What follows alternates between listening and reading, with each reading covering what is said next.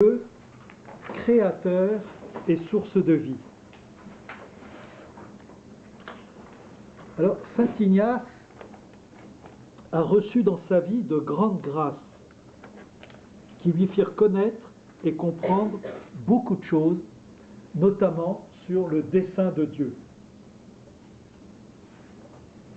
Et il le résume en disant: l'homme est créé par Dieu, Dieu amour infini, Dieu sagesse, Dieu puissance. Voilà, l'homme est créé par Dieu pour le louer, le révérer et le servir en Jésus-Christ le Sauveur. Et par là, sauver son âme en contribuant de cette manière au salut du monde et de l'univers. Alors, ça c'est la proposition fondamentale de saint Ignace. C'est la première chose qu'il propose quand on commence les grands exercices. Voilà. Et cette proposition fondamentale, l'homme est créé par Dieu pour, eh bien, elle m'invite à me remettre en mémoire que je ne me suis pas donné la vie. Je la reçois de Dieu, de son amour premier, originel, comme dit Lita Bassé, qui, j'ouvre une parenthèse, je crois sera le 30 de ce mois à la boîte à livres pour son dernier livre. Ce n'est pas le péché qui est originel, c'est l'amour de Dieu qui est originel. Voilà. Et qu'au plus profond de moi, étant créé par Dieu, mon désir le plus profond, eh bien c'est le désir de ce Dieu qui me donne la vie. Alors les autres choses, eh bien elles sont créées pour aider l'homme à accomplir ce dessein de Dieu, à poursuivre le but dans lequel il est créé. Alors ce qui est donné à l'homme, ce qui m'est donné à moi, c'est aussi bien les dimensions humaines, affectives, que les choses matérielles, la nature, le corps, les qualités, l'argent, le travail, les responsabilités, les autres.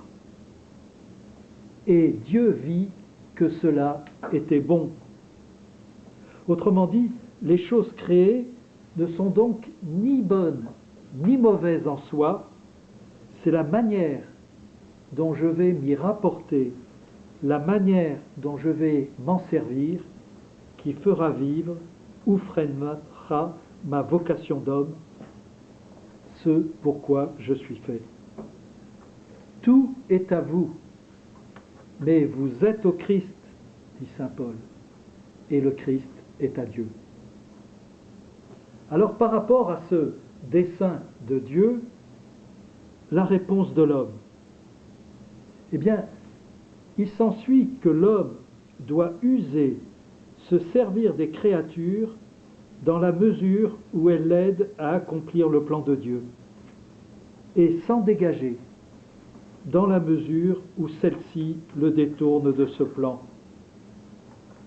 Dieu m'a créé libre, c'est-à-dire capable de le choisir, et il me revient de me décider pour choisir le bien d'abord, puis d'en prendre les moyens. Oui à ce qui m'y conduit davantage, non à ce qui m'en détourne.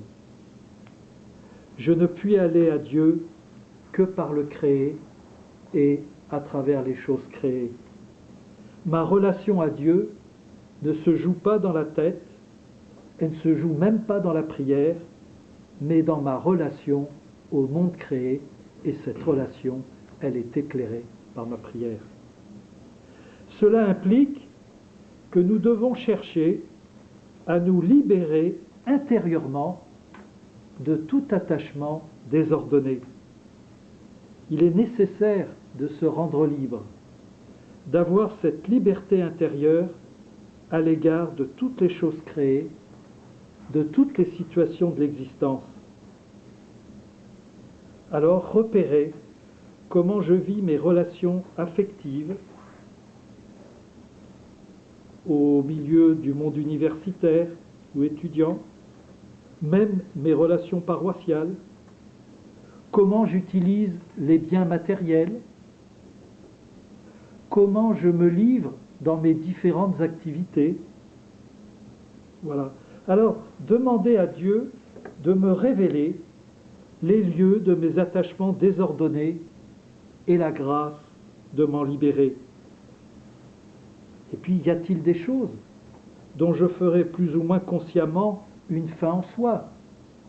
La réussite dans mes études, l'acquisition de richesses, de connaissances, les relations affectives, et pourquoi pas aussi le service apostolique.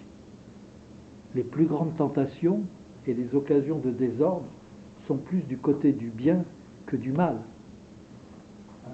C'est l'enseignement de l'épisode des tentations de Jésus, au début de l'Évangile. Nous devons uniquement désirer et choisir ce qui nous conduit davantage à accomplir le plan de Dieu, c'est-à-dire sa volonté concrète sur nous. Alors il faut demander à Dieu de m'apprendre à le chercher et à le trouver en toutes choses. Décider d'engager davantage toutes les composantes de ma vie en référence à lui, et peut-être prendre telle disposition pour mieux ordonner mes choix en fonction de lui. Et ça peut commencer par éteindre son téléphone, comme le suggérait Bénédicte. Voilà. Comment je choisis de vivre aussi ce que je ne peux pas choisir? Voilà. Parce que, par exemple, reçu par les événements, ma santé, j'en suis pas maître, je fais avec. Je suis de tel ou tel milieu, je fais avec. Voilà.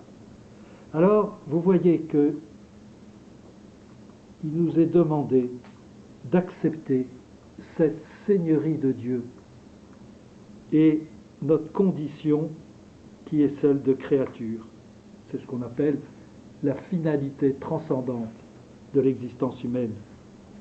Alors, ce n'est plus une évidence aujourd'hui.